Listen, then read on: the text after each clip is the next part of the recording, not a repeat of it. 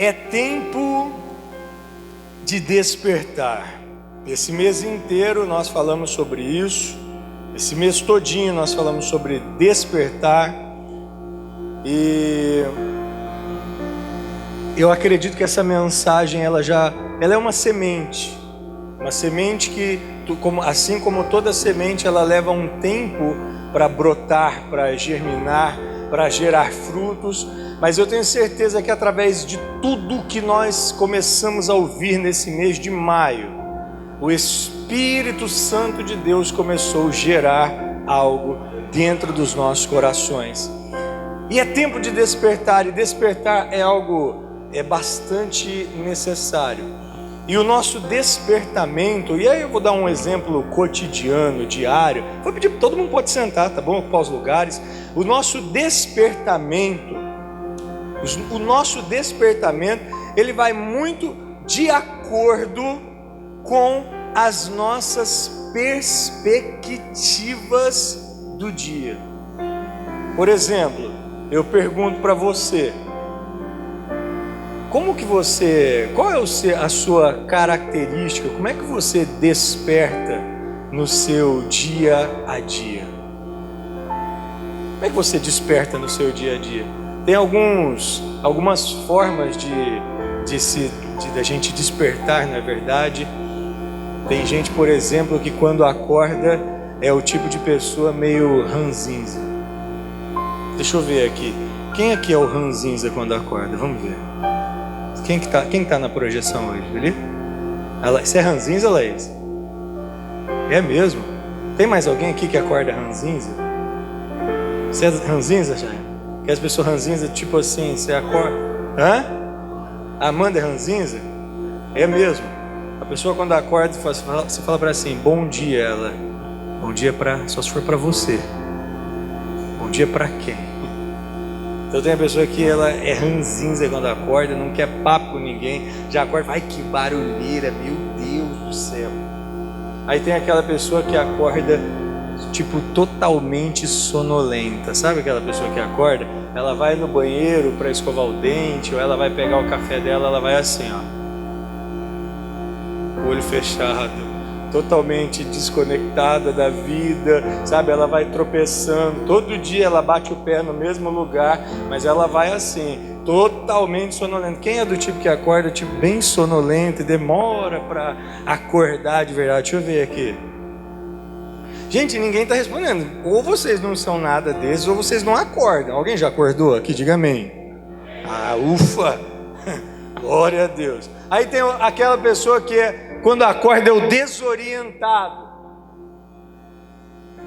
Você conhece a pessoa que quando acorda é o tal do desorientado? A pessoa parece que ela não sabe onde ela não sabe onde está. A pessoa acorda assim, ó, ela abre o olho, ela...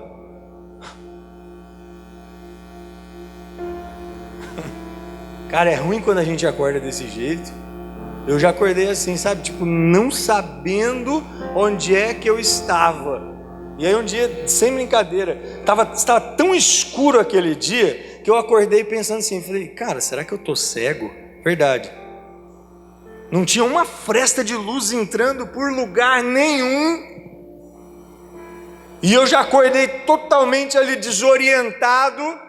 Mas aí você se acalma, respira fundo, de repente você lembra, poxa, meu nome é Edson, eu moro aqui no centro, sou da cidade de Matão, muito bom. Tem aquelas pessoas que acordam serenas. Quem é que acorda sereno aqui? Deixa eu ver. Sabe aquela pessoa que acorda sereno, do tipo, ai, bom dia, dormiu bem? Dormi, você? Bem, graças a Deus. Aí a pessoa pega o café dela, vai lá na varanda. Ai, que dia lindo, maravilhoso. Deixa eu ver quem acorda sereno aqui, vamos ver? Temos alguns serenos aqui. E tem aqueles que acordam eufóricos. Pessoa, e eu vou falar para você, é lindo ver uma pessoa acordando eufórica, mas eu acho que eu teria sérios problemas se eu morasse numa casa que alguém acordasse eufórico, Porque a pessoa que acorda eufórica, ela abre o olho e ela, bom dia! Uhul! Já liga lá o som na musical. E ela já sai lá, o dia vai ser festa, alegria, e bate porta, e já liga o chuveiro, e sai, e começa a cantar lá no chuveiro, bonito. E ela já acorda eufórica, dando bom dia até para o papagaio. Então deixa eu ver aqui, só para fazer a pesquisa. Quem acorda ranzinhos aqui? Vamos ver? Levanta a mão alta assim, ó. Ah, amor, você não é tão ranzinza não, vai. Depois que você casou comigo, você melhorou. Deixa eu ver. Acorda ranzinza. Quem acorda bem sonolento, demora para vir para a realidade. Deixa eu ver aqui. Tem uma galera sonolenta. Quem acorda aqui desorientado, tipo, não lembro nem o nome. Vamos ver? Quem acorda aqui, qual foi o outro que eu falei? Sereno, na serenidade. Levanta a mão, vamos ver? Quem acorda eufórico, vamos ver? E quem não levantou a mão?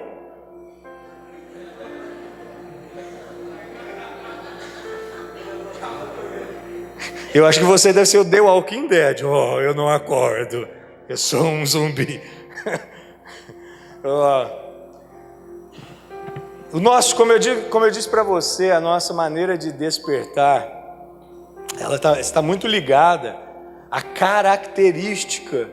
Aliás, está muito ligada à nossa perspectiva em relação ao dia em que teremos.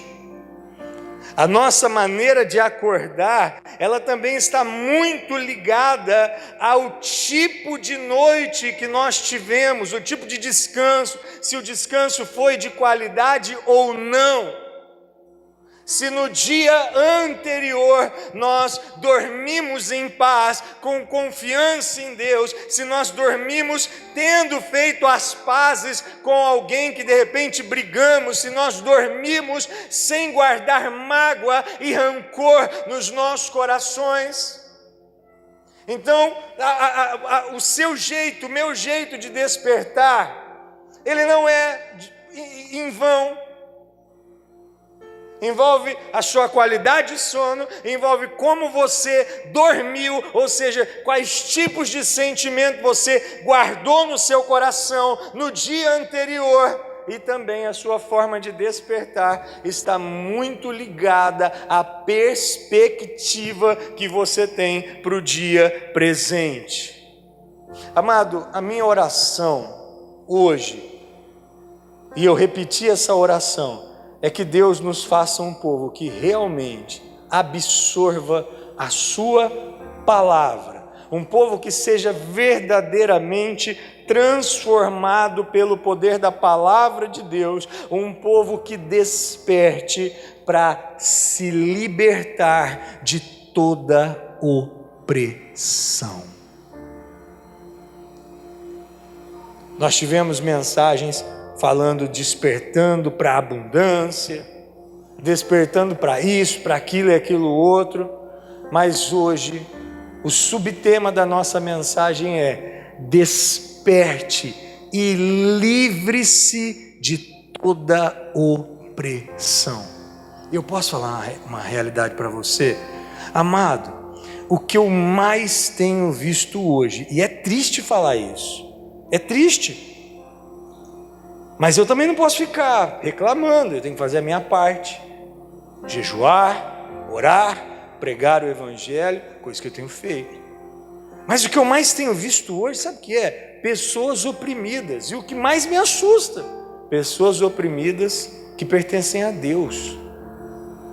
Pessoas que eram para estar vivendo uma vida de liberdade e libertação, mas ao invés de estarem vivendo com essa liberdade, essa plenitude, esse sentimento de paz, de gratidão, eu pelo menos acho, amor, me corrija se eu estiver enganado, eu acho que quando eu acordo, eu não sou o cara que acorda vibrando, pulando, mas eu acordo muito sereno, tranquilo.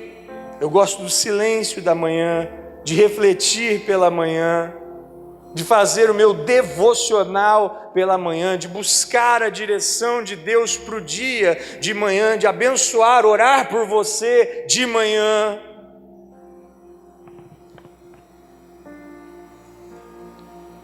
É tão bom acordar leve.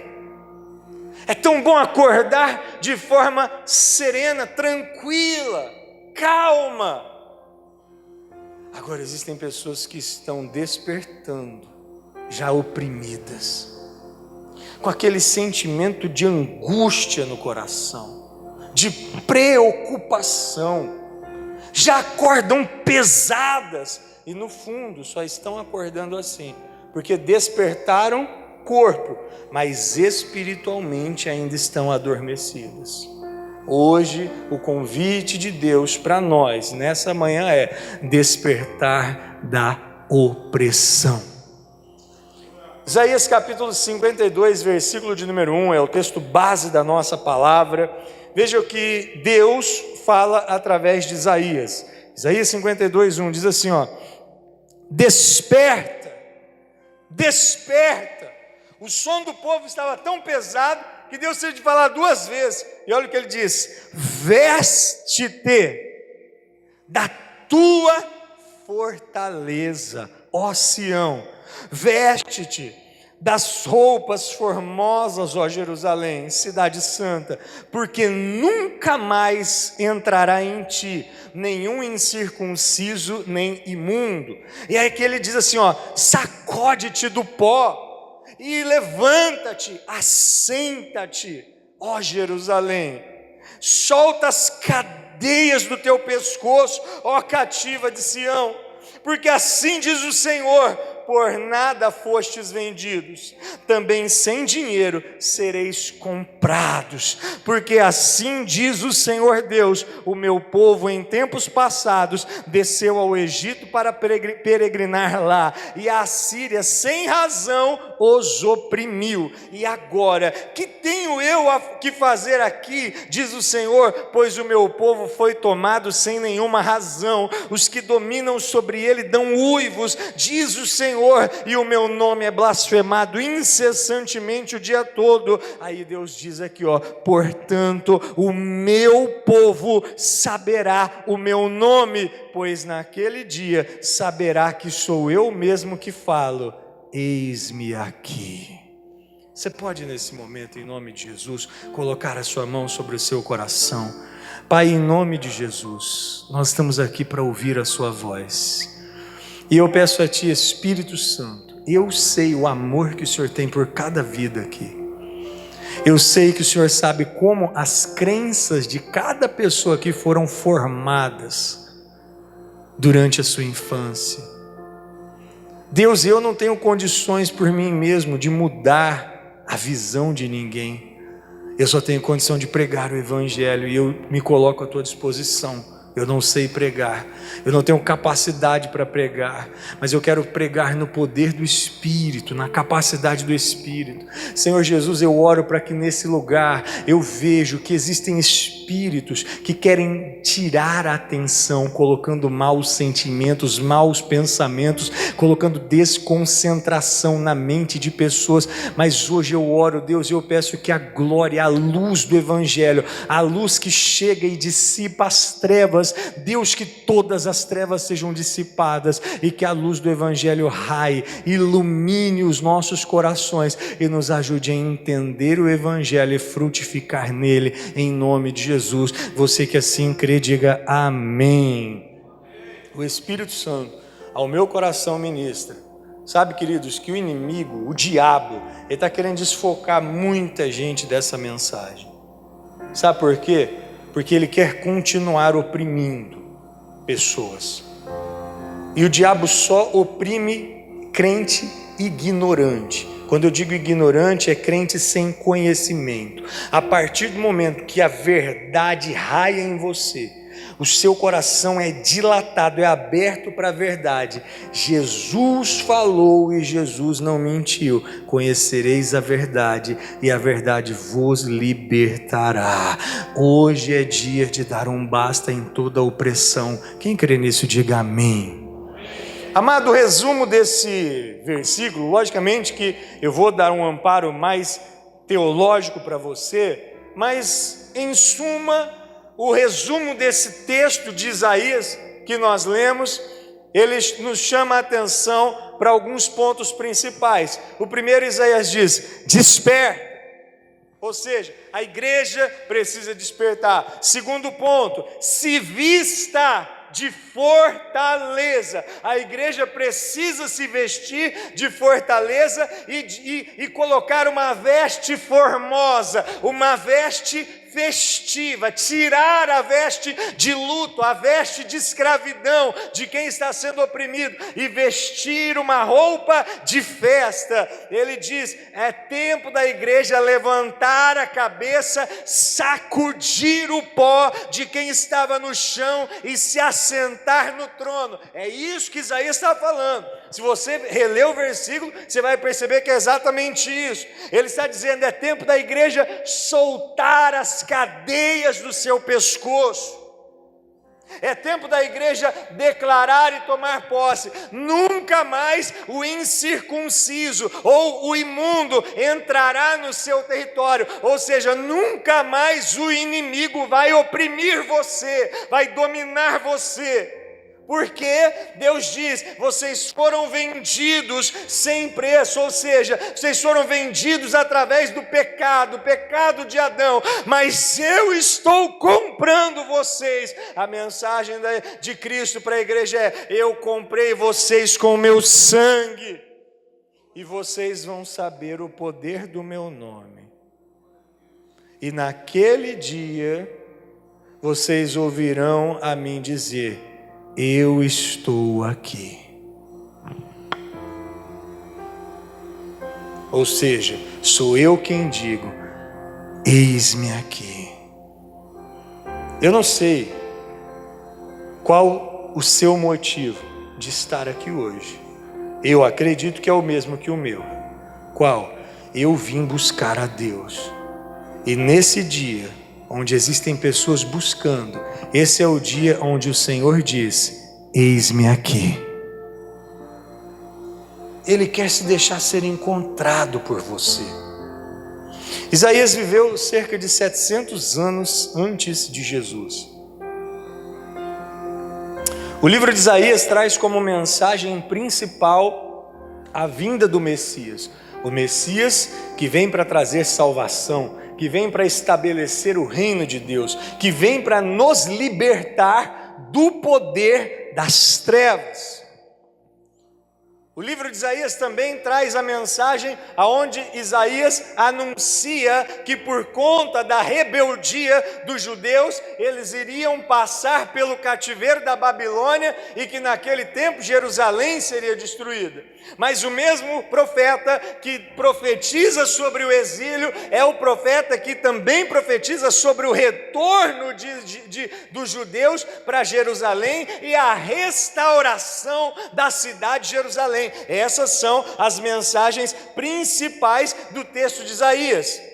E nesse capítulo em específico, Deus estava anunciando o livramento que haveria de vir. Deus estava anunciando que um povo passaria por um período de opressão, mas aquele povo não ficaria esquecido na opressão, porque Deus apareceria e resgataria o povo daquela opressão. O mais lindo de tudo é que quando você estuda o livro de Isaías, e para ser mais específico, quando você estuda esse texto de Isaías, você percebe que esse texto ele é um texto atemporal. Pastor, o que é isso, um texto atemporal? Esse versículo aqui não foi algo escrito apenas para aquele tempo, mas esse texto serve para qualquer tempo aonde existir uma pessoa que tem aliança com Deus e crê no poder do seu nome. Esse texto aqui, ele não era um texto, amados, entenda comigo assim, ele também é um texto universal. Ou seja, não se resume apenas àquele povo, mas como eu disse para você, é um texto, é uma palavra que revela a vontade de Deus para toda pessoa que tem aliança com Ele, ou que quer fazer uma aliança com Ele.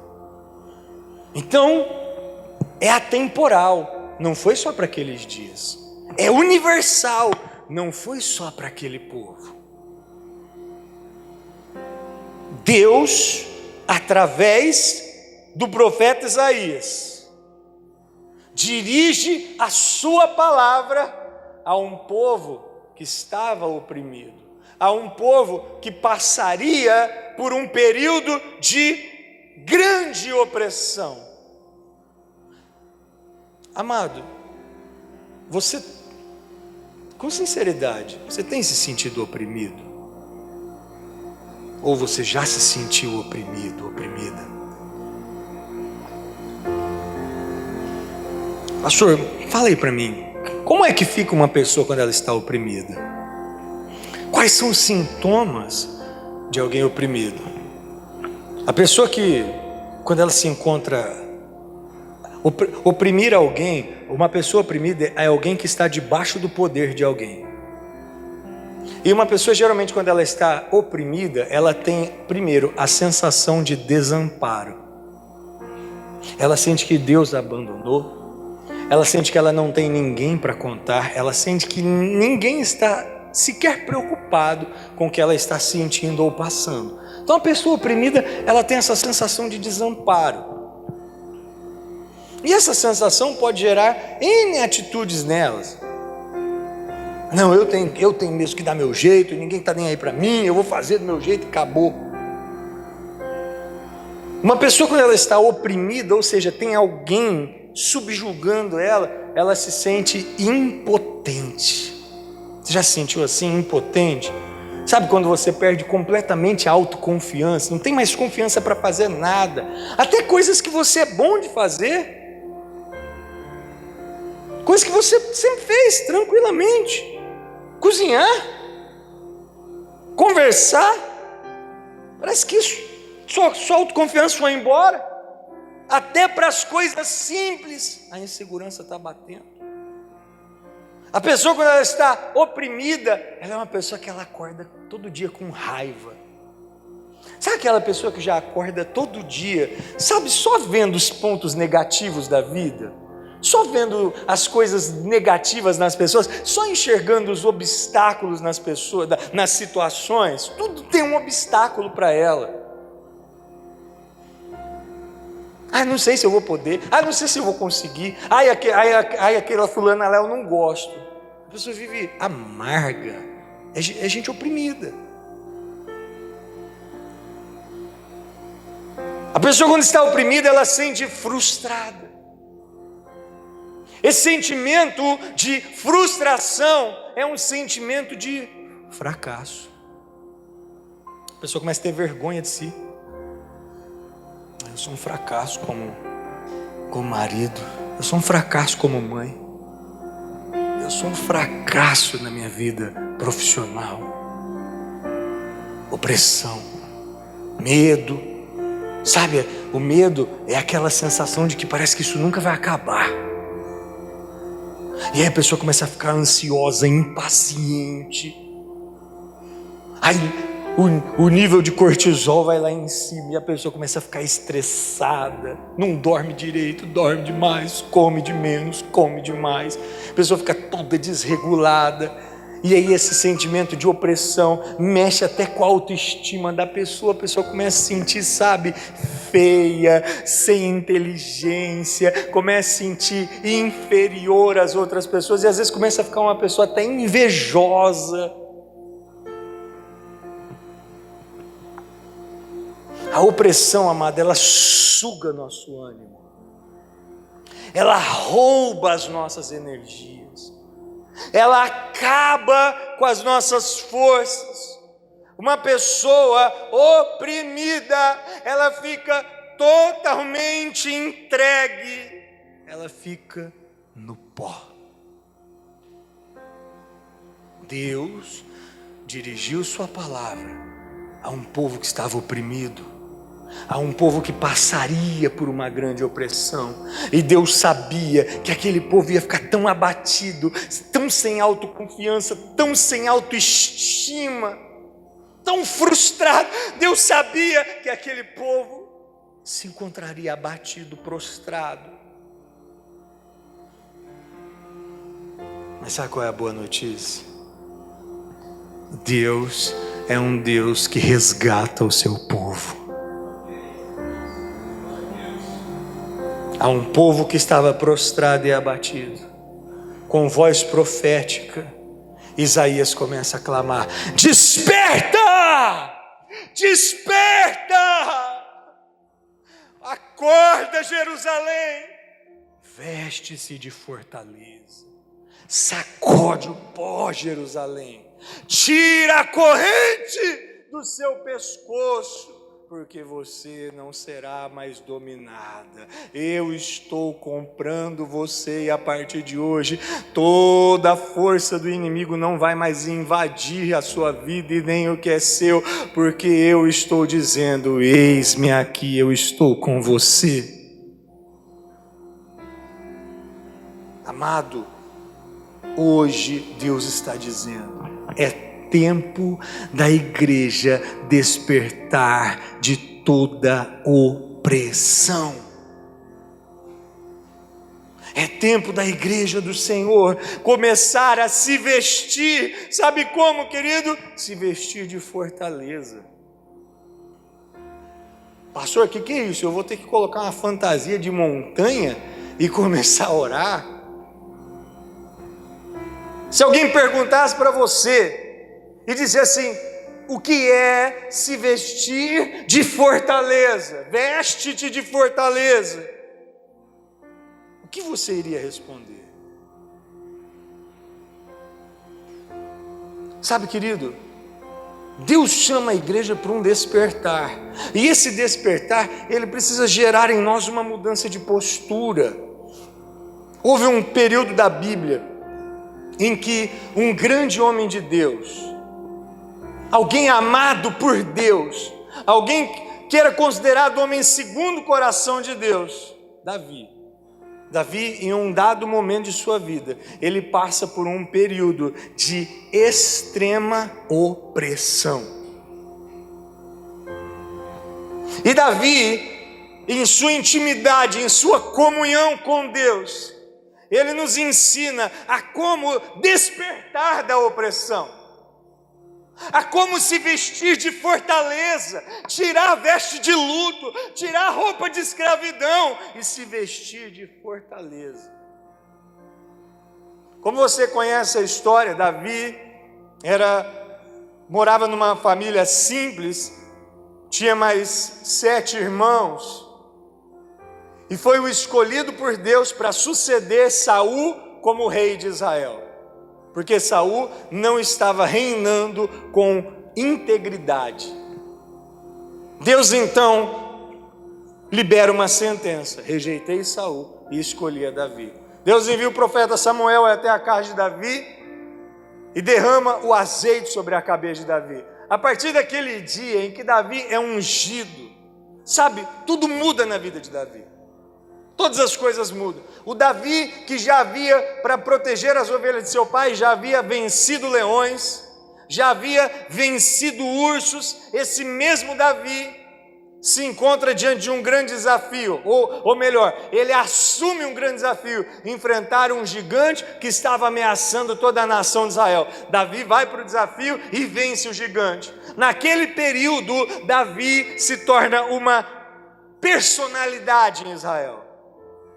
Um soldado poderoso, um soldado vitorioso que ia para as suas batalhas e vencia todas as guerras do Senhor. Até que chega um período onde Davi estava sendo tão honrado naquele lugar, que as mulheres, quando os soldados voltavam da batalha, as mulheres cantavam: Saul matou milhares e Davi seus 10 milhares. E o Saul começou a ficar com ciúme. Mas daqui a pouco vão dar o trono para ele. Começa ali então uma perseguição. O atual rei começa a perseguir o futuro rei. O atual rei começa a perseguir um soldado que era ungido do Senhor e tinha uma promessa de que seria rei. Davi então, que poderia ter uma postura de enfrentamento se fosse carnal e falasse: não, eu vou lutar contra esse rei. Não, Davi prefere, para evitar o combate, evitar lutar contra o ungido do Senhor, Davi foge de Israel. Davi passa cerca de 10 anos fugindo de Saul. Amado, só isso aqui já seria um cenário de opressão muito grande. Imagina você sabendo que, por exemplo, a maior autoridade de um país, que tem um exército inteiro à sua disposição, todos os dias, todo santo dia, essa pessoa está caçando você. 10 anos, Davi fica fugido de Israel. E num certo período desse tempo de fuga, Davi, por incrível que pareça, vai morar na terra dos filisteus, que eram os principais inimigos do povo de Israel. Davi já tinha vencido muitas guerras contra os filisteus, mas precisou ir morar na terra deles. Davi mora um tempo numa cidade chamada Ziclag. Você pode repetir esse nome comigo? Diga Ziclag. Certo dia, enquanto Davi morava em Ziclag, naquele tempo, Davi não morava sozinho ali. Davi morava com as suas esposas, com os seus filhos. Naquela época existia poligamia, o homem tinha mais de uma mulher. E Davi também tinha cerca de 600 soldados, que ele mesmo tinha treinado. Homens que ele havia encontrado escondidos, fugindo numa caverna que se chamava Caverna de Adulão. Então naquela cidade de Ziclag morava Davi, os seus 600 soldados e as esposas e filhos de seus soldados. Em um dado período daquele tempo, acontece uma guerra entre Israel e os filisteus. Amado, naquele dia, Davi já se sentiu entre a cruz e a espada. Por quê? Estava acontecendo uma guerra entre Israel. Davi era de Israel, só que Davi estava morando e sendo abrigado na terra dos filisteus. Ele falou: e agora? Quem que eu vou ajudar nessa guerra? Os meus compatriotas, mas que ao mesmo tempo o rei de lá está me perseguindo, ou eu vou ajudar esse povo aqui que me acolheu? Aí Davi toma uma decisão, ao meu ver talvez errada, mas tomou. Eu vou ajudar os filisteus. Davi então reúne seus soldados e fala: olha, o rei de Israel está vindo guerrear contra os filisteus. Esse povo abraçou a gente, esse povo acolheu a gente. Vamos ajudar esse povo na guerra. Davi então se arma com os seus soldados e caminha em direção à batalha junto com os soldados dos filisteus. Mas de repente, um dos capitães do exército dos filisteus olha para trás e vê Davi com os seus homens ali, e aquele capitão chega para o rei e fala assim: ô rei, o que esse cara está fazendo aqui com a gente? Não, o Davi está aqui com a gente, morando faz tempo já, está sendo fiel aqui. Ei, presta atenção, o Davi vai com a gente. Só que quando ele chegar lá e ele vê o povo dele, os irmãos dele, a pátria dele, ele vai passar para o lado de lá. E ele vai deixar a gente em desvantagem. O rei falou: não, Davi é um cara de palavra, Davi não vai fazer isso. Mas o povo estava tão cismado, achando que Davi iria traí-los, que eles dizem: Davi, volta. O problema é que Davi tinha ido, mas tinha deixado a família para trás. Os soldados tinham ido, mas tinham deixado a família para trás. Já estavam num lugar que não era para estar. A terra dos filisteus não era a terra da promessa. E além de já estarem num lugar que não era para estar, quando vão para a guerra, deixam a família para trás. Quando o rei diz: olha, Davi, cara, eu sei que você é um cara íntegro, eu sei que você não vai deixar a gente na mão, mas não adianta, eu não sou maioria, os meus soldados não confiam em você, eles não te conhecem como eu te conheço. Davi, você vai ter que voltar. Pode ir lá, fica com a sua família, descansa lá, deixa essa batalha com a gente. Quando Davi volta para casa, olha o que ele encontra aqui no versículo de número 1 Samuel capítulo 30, versículo 1, diz assim, ó: ao chegarem a Ziclag, Davi e os seus soldados entraram na cidade destruída pelo fogo, e viram que suas mulheres, filhos e filhas haviam sido levados como prisioneiros. Então Davi e seus soldados choraram em alta voz, até não terem mais forças. Amado, você tem ideia do que é isso? Chorar. Eu não sei se alguém já chorou desse jeito. Eu acho que a única vez que eu chorei assim foi um período que eu tinha 6 anos de idade, que eu entrei em depressão profunda quando meu pai faleceu. Naquele tempo eu chorava até eu não ter mais força sequer para levantar. A pessoa quando... eu queria que você imaginasse o semblante deles. A expressão de luto, a expressão de raiva, a expressão de fracasso, por verem tudo que é seu tendo sido levado pelos inimigos. Versículo 5: as 2 mulheres de Davi também tinham sido levadas, Ainoã de Jezreel e Abigail de Carmelo, que fora mulher de Nabal. Davi ficou profundamente angustiado, pois os homens falavam em apedrejá-lo. Todos estavam amargurados por causa de seus filhos e suas filhas. Para aqui um minutinho. Amado, já não bastava um homem que vinha fugindo há quase 10 anos, sendo perseguido pelo rei. Quando Davi tem uma atitude de nobreza, de encarar, de ajudar o povo que o acolheu na guerra, ele se ausenta da sua cidade, deixa a família para trás, e nesse período que a família estava desprotegida, sabe o que aconteceu? Os amalequitas invadiram aquela cidade, sequestraram mulheres, filhos, roubaram os tesouros, colocaram fogo na cidade, roubaram o gado, tiraram tudo o que aqueles homens tinham de material e tudo que aqueles homens tinham de mais importante, que eram as suas famílias. Tudo isso já era uma opressão terrível. Agora, a opressão de Davi era maior, porque os soldados começaram a olhar para ele e falaram assim: é culpa sua, cara, é culpa sua. Você que chamou a gente para ir nessa guerra aí. E agora, por culpa sua, Davi, tudo que é nosso foi roubado, inclusive nossa família. Ah, Davi, eles acabaram com meus filhos, mas eu vou acabar com você. Nós vamos apedrejar você, Davi. Amado, olha que angústia. Olha que sentimento de culpa. Que sentimento de aflição. Mas de repente o Davi, ele se afasta daquele ambiente e ele vai para a presença. Aí olha o que diz aqui, ó.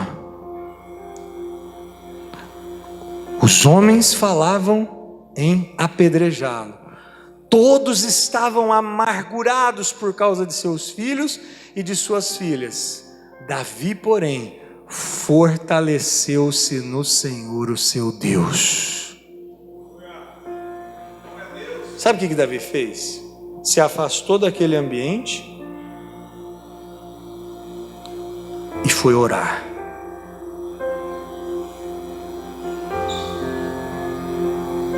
Quando Davi foi orar, Davi entrou na presença de Deus com veste de luto. Eu digo isso simbolicamente, obviamente. Davi entra na presença de Deus com o semblante totalmente decaído. Mas, amado, quando nós entramos no santuário, quando nós realmente entramos na presença de Deus, e eu torno a dizer, a presença de Deus, o santuário de Deus, ele pode ser qualquer lugar. O santuário de Deus não tem um endereço, vai lá, coloca no Waze, não, o santuário de Deus pode ser qualquer lugar. O santuário de Deus é o lugar onde existe um filho de Deus que crê no seu nome. Davi saiu daquele ambiente, foi a par, e ali ele orou e falou assim: Pai, tudo saiu do meu controle, eu tomei muitas decisões erradas, mas nada sai do teu controle. Absolutamente nada sai do teu controle. Amado, naquele momento, o homem que chegou arrasado no lugar do encontro, na presença, quando ele entra na presença, de repente, ele sai de lá vestido de fortaleza. Ou seja, os homens olharam para Davi e viram um semblante diferente dele. Falou, cara, aconteceu alguma coisa diferente com ele ali, no lugar da oração. Davi está com um semblante de confiança. Davi está com um semblante de alegria. Deus falou alguma coisa com esse cara. E aí então Davi, versículo 7, Davi disse ao sacerdote Abiatar, filho de Aimeleque, traga-me o colete sacerdotal. Abiatar o trouxe a Davi, e ele perguntou ao Senhor, devo perseguir esse bando de invasores? Irei alcançá-los? E o Senhor respondeu, persiga-os, é certo que você os alcançará e conseguirá libertar os prisioneiros. Naquele momento, Davi falou, traz o colete sacerdotal. E ali então Davi falou, Deus, me dá uma palavra para essa situação. A causa está perdida, Deus. Já era, tudo que eu tinha, eu perdi mesmo, Senhor. Deus falou, não perdeu nada não, Davi. Levanta, vai lutar e recuperar tudo que é seu. Naquele momento, amado, escute isso. Hora que Davi recebe aquela palavra poderosa, e o Davi então chega para os seus comandados, para os seus liderados, e o Davi fala, pessoal, eu entrei na presença e Deus falou comigo. E sabe o que foi que Deus falou comigo? Ninguém aqui perdeu nada. É hora da gente tirar essa roupa de luto, se vestir de fortaleza, vamos correr atrás de recuperar tudo que é nosso. Eu não preciso nem concluir a leitura para dizer para você que Davi foi para a batalha. Quando ele chega no lugar onde estavam presos seus filhos, esposas, seu gado e os seus tesouros, o povo estava lá festejando, zombando de Davi. Davi com os seus soldados entra lá, derrota completamente os seus inimigos e volta para casa mais rico do que ele saiu, porque além dele conseguir resgatar tudo que era seu, ele ainda trouxe o despojo. O que era o despojo? Os bens dos inimigos vencidos. Isso era um hábito da guerra. Quando uma nação perdia a guerra, a nação vencedora podia trazer todos os seus bens para lá. Então Davi, que passou por um momento de opressão, quando ele entra na presença, quando ele entra no santuário, se veste de fortaleza, Deus diz para ele, a guerra não acabou, você não perdeu tudo, vai recuperar aquilo que é seu. Davi partiu para a batalha cheio do poder do Senhor e voltou para casa mais rico do que ele estava antes. Aleluia, aleluia. Amado, duas coisas aqui me chamaram a atenção. O período da opressão de Davi dos soldados. O choro até as forças se acabarem. E talvez você chegou aqui assim, falando, eu não tenho mais força. Um momento na presença de Deus, uma palavra de Deus foi capaz de devolver toda a força e a perspectiva para aquele povo. Você talvez chegou aqui e falou, eu precisava de umas férias, porque eu não aguento mais, eu preciso. Sabe o que você precisa para recuperar tuas forças, para recuperar tuas expectativas? Você precisa apenas de uma palavra do Senhor. E hoje o que Deus está dizendo para você, sabe o que é? Para de ficar lamentando. Eu perdi tudo. Eu estou oprimido. Desperta e se veste de fortaleza. E o que é se vestir de fortaleza? É se revestir da presença do Senhor. É se revestir da presença do Espírito Santo. Todavia, volta aqui, coloca o versículo 6 novamente, o final aqui, olha aqui o que ele diz, versículo 7. É os 6 meses, desculpa, gente. Ele diz aqui, ó, o povo falava em apedrejá-lo, todos estavam amargurados por causa de seus filhos e de suas filhas. Davi, porém, fortaleceu-se no Senhor, o seu Deus. Davi fortaleceu-se no Senhor, seu Deus. Enquanto estava todo mundo oprimido, no pó, chorando, teve um homem que se atreveu a entrar na presença. Será que tem gente que hoje aqui vai se atrever a entrar na presença? Aleluia! Será que tem gente que aqui hoje vai se atrever a entrar no santuário do Senhor? Sabe, soltar essa corrente de opressão da garganta, tirar essa veste de luto, despertar e falar: o que eu estava esperando? O santuário de Deus pode ser aqui, pode ser agora, porque Ele mesmo é aquele que diz: eis-me aqui, eu estou aqui com vocês. Eu estou aqui com vocês. Davi se vestiu de fortaleza. Quando se fortaleceu no Senhor seu Deus, é hora da igreja despertar. Amado, você não nasceu para viver oprimido. Você não nasceu para viver oprimida. Você só vai continuar oprimido e oprimida se você continuar dormindo. Hoje, naquele dia, Davi, para entrar no santuário, para ouvir uma palavra, ele pediu o colete sacerdotal.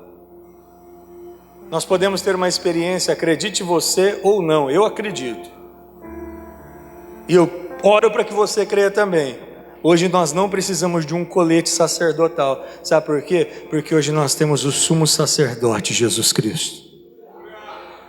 1 Pedro 1,18, ele diz aqui, eu vou ler alguns textos seguidos com você. Pois vocês bem sabem que o resgate para salvá-los do estilo de vida vazio que herdaram de seus antepassados não foi pago com simples ouro ou prata que perdem o seu valor, mas com o sangue precioso de Cristo, o Cordeiro de Deus, sem pecado e sem mancha. Você pode levantar a sua mão bem alto assim para o céu em nome de Jesus Cristo e diga bem forte, diga assim, ó, eu sou. Está fraco ainda, diga eu sou povo de Deus, diga eu sou propriedade de Deus, diga eu fui comprado pelo sangue de Jesus. Amado, escute isso, você não pertence às trevas para viver oprimido pelas trevas, do mesmo jeito que Deus havia dito, aquela mensagem a Isaías, vocês foram vendidos por nada, mas vocês serão comprados. Jesus nos comprou com o seu sangue, e hoje através do sangue de Jesus, nós podemos sair do ambiente de opressão, e podemos entrar no santuário. Olha Hebreus 10:19 diz assim, ó, portanto irmãos, por causa do sangue de Jesus, podemos entrar com confiança no lugar santíssimo. Esse lugar santíssimo, querido, ele não tem um endereço aqui na terra. Eu repito, esse lugar santíssimo é o reino de Deus, que está em todo lugar onde existe um filho, que fez aliança com Jesus, que crê no poder de Deus e que invoca o Senhor em meio à sua angústia.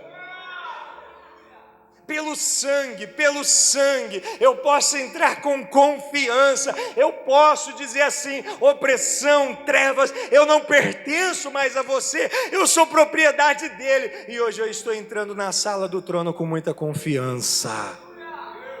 E quando você entra, e foi nessa sala do trono que Davi entrou, foi nesse lugar que ele entrou vestido de um jeito, com veste de luto, acabado, arrasado, oprimido, mas naquele lugar, quando você entra no santuário, quando você entra no santo dos santos, nada é o mesmo na sua vida. Seu coração muda, a sua expressão muda, suas perspectivas mudam, você se reveste da autoridade do poder do Espírito.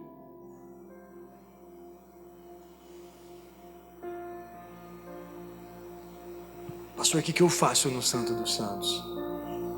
O que eu faço nesse lugar santo? Que pode ser aqui e agora. O que eu faço lá? Ainda em Hebreus 4,14. Olha como nós somos privilegiados. Davi precisou de um colete sacerdotal. O que eu preciso? Ai, que lindo! Visto, portanto, que temos um grande sumo sacerdote. Davi tinha só o colete, nós temos o sacerdote. Nossa, não tem ninguém falando, será que está todo mundo dormindo? Você não entende o que é isso? Você pode dizer comigo, diga, eu tenho o sumo sacerdote. Você sabe o que era o sumo? Sabe o que era o sumo sacerdote? No antigo templo existia um lugar chamado Santo dos Santos e a presença de Deus ficava lá.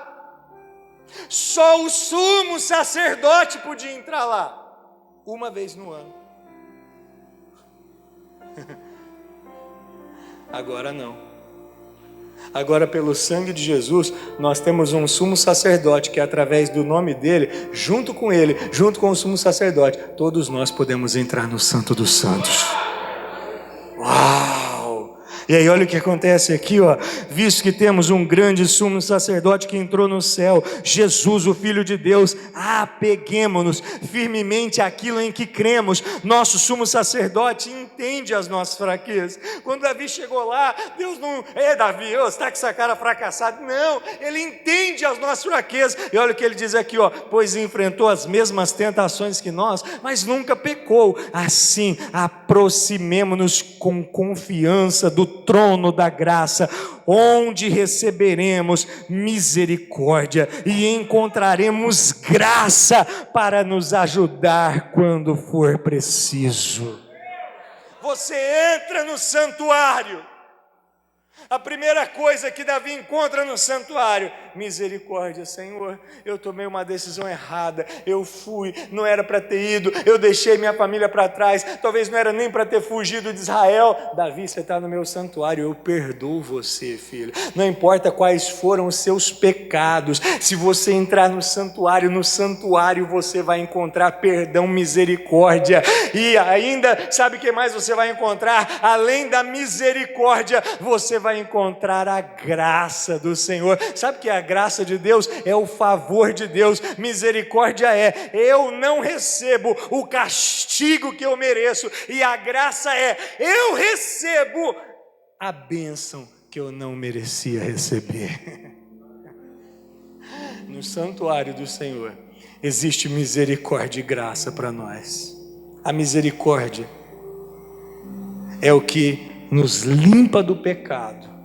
Escute isso, amado. Toda pessoa que ainda não foi lavada do pecado, o diabo ainda pode oprimir. Mas quando uma pessoa faz aliança com Jesus e entra no santuário, Jesus lava essa pessoa, derrama misericórdia e quebra a corrente do pecado.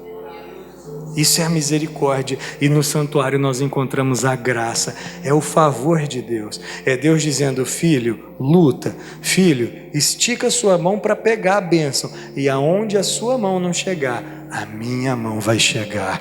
Aquilo que você sozinho não puder fazer, eu vou fazer, filho.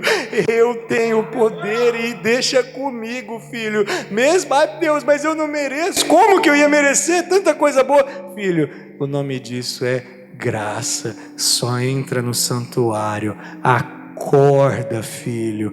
Acorda, filha, entra no santuário e se veste de fortaleza em nome de Jesus. Em nome de Jesus.